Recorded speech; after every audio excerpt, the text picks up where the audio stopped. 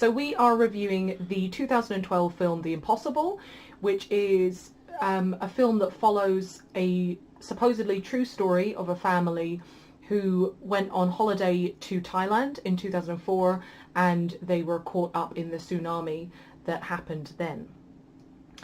So, what rating did you give this film out of 5? Well, I give it an 8.5 even, actually. Out of 10? Yeah, definitely. The reason I wouldn't give it top marks is, I mean, it doesn't have that sort of film that like stays with you for the rest of your life and you want to watch again and things. So it's not like that. But it did have a really good point that I think that many disaster movies don't actually follow.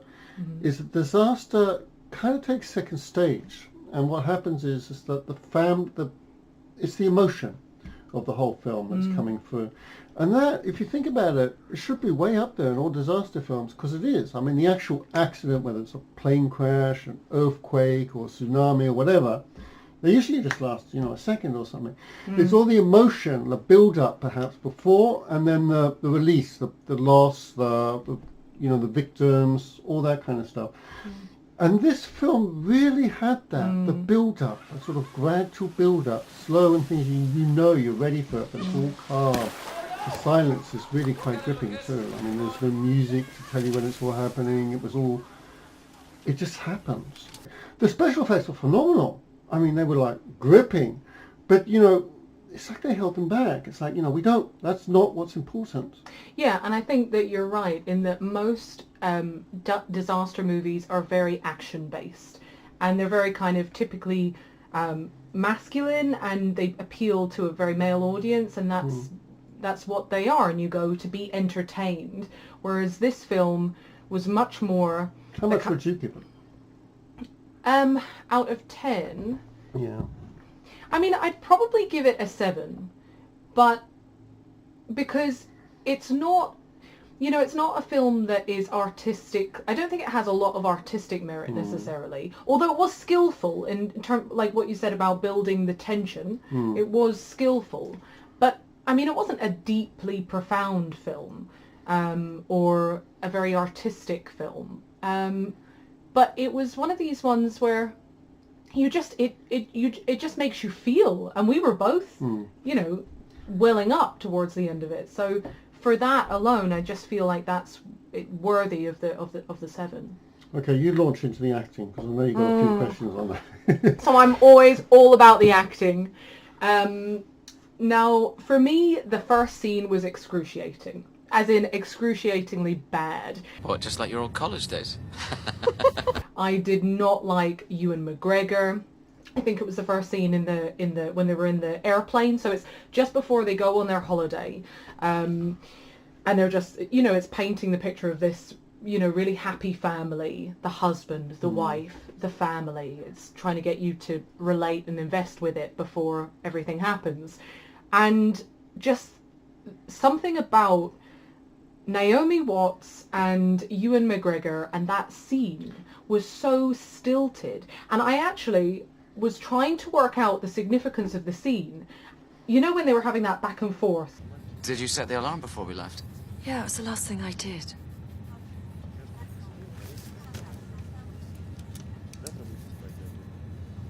No, I was the last one to leave. And I'm sure I didn't set it. No, darling. I was the last one out. And I did. I was trying to work out, what is the film trying to tell me? Is it trying to tell me that they're actually bickering and there's these tensions? And then later on I realised, no, it's meant to be sweet and domestic. But their acting, it didn't really for me it didn't portray that. And they... Well, Ewan McGregor's a funny one. I mean, in Trainspotting he was just absolutely fantastic, and ever since he's just gone downhill. And it's a pity, because he's got the potential, and you see it occasionally, little gems. There was that one with fishing in the Yemen. I thought he just sort of little glimmers of him coming. But back. even in this film, there were scenes. Do you remember when he and all the men in the aftermath of everything that's happened, and he doesn't know if his wife is alive or dead, and his eldest... I don't think we can give the plot away too much. Okay. I think we can do this with without the spoilers. Okay, without going into too much detail, there's one scene that was quite poignant, if you remember, and you're right. There are moments where he's very good, and Naomi Watts Well, Naomi really, Watts is really yeah, pulled it out. Yeah, it's like she's an action suddenly, which is surprising from the film she's been in. At the beginning, when the conversation is, you're right, it's kind of stilted, not quite sure what's about. It's, they're going with the flow. They weren't great acting or anything. But then when it came to the physical side, I mean, she really pulled all the stoppers. But She was very good. She was very good. big revelation was the kids. Yeah, the kids were very good. The eldest boy, oh my gosh. God, you can even Okay, say so that- he's played by, just to give him some credit here, he's played by Tom Holland. I think, I can't read my own writing here, but I think it's Tom Holland was the oldest boy. I mean, they kind of outshone McGregor and Yeah. Naomi Watts, and Absolutely. they really kept the film Absolutely. together and acting-wise. And I wonder, we were saying this, maybe it's because they got the kids to ad-lib, especially the younger ones. Maybe that is how they manage, because so often you watch films and it grates on me, because again, it's all about the acting for me, and it just grates on me when there's a film with these kids and the kids are acting like adults, and I know that they're kids trying to act like they're, like a bit like the Home Alone kind of thing or something. Yeah, I just really I don't like it. Not as Sterling. Yeah, but for these, they seemed like kids opening, doing all this kind of kid kids stuff. being kids. Kids being and, kids. And funny enough, even when they try to be adults, it's like they're kids trying to be adults. When one kid has to look after the other, it's like big responsibility.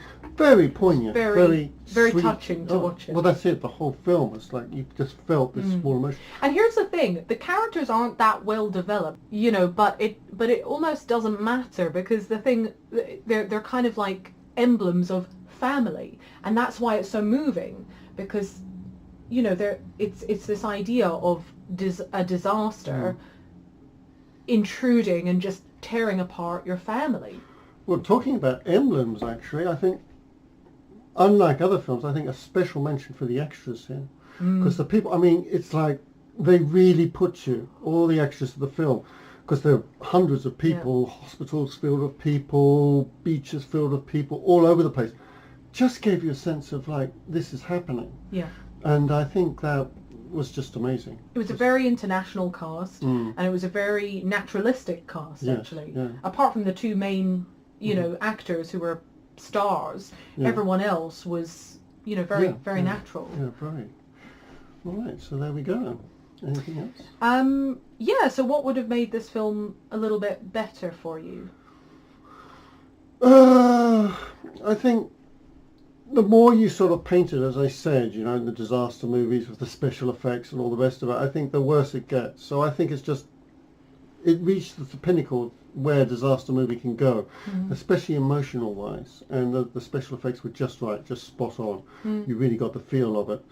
If it was to go any further, I think maybe they could have fleshed out the characters, like you pointed out. That's something I didn't notice so much, but you began to feel for the characters as the film goes on, but perhaps it would have been even more poignant if you felt for them at the beginning. And of course, maybe the acting, they could have got better. Maybe it's just that they didn't have a great chemistry. Do you know what I mean? Maybe it's just because it's only the scene really with them in it where they don't, but when they're separate, they actually do very well. Yeah, but I'm not too sure, because that they're very separate throughout the film. In a way, you've got to see the film to understand what's happening there. But if I was doing this film, I would choose different actors, because I think it's always good to get someone who is unknown, who you've never seen before. Yeah, because you're watching it and it's Ewan McGregor and it's Naomi Watts. And so, you kind of know that it's not really, I don't know, it just makes it a little bit more, for me, it makes it a bit more superficial, whereas if they've got unknown actors, I think I would have preferred it a little bit more.